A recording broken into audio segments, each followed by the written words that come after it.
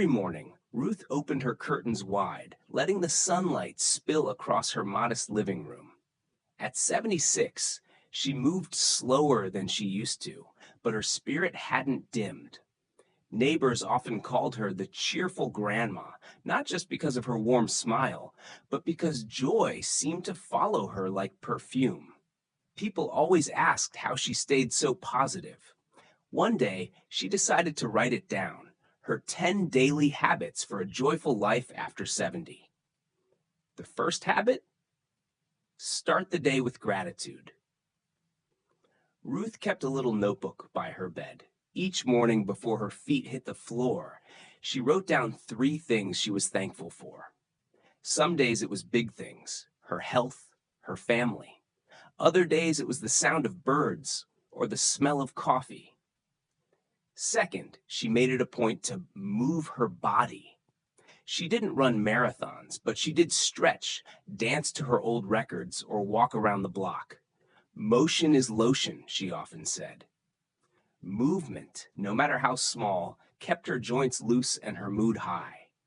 Her third habit was to connect with someone, anyone, every day.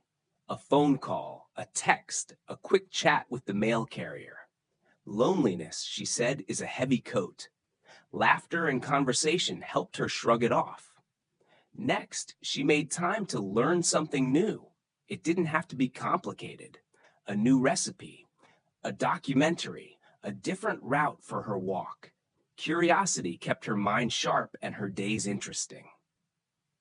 Fifth, Ruth always took a few minutes to sit in silence.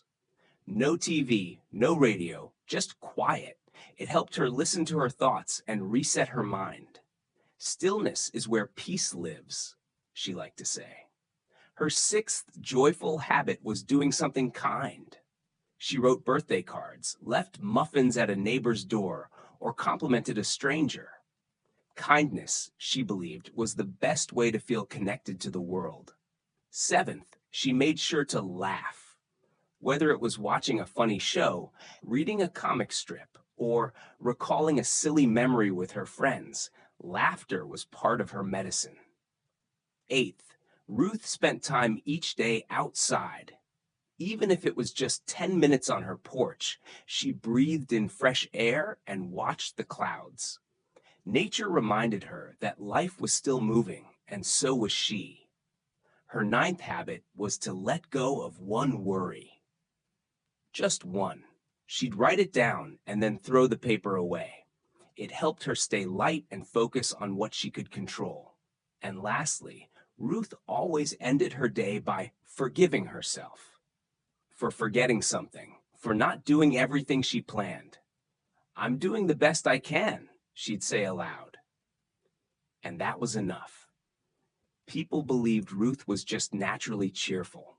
But really, her joy came from practice, daily habits that shaped how she saw the world.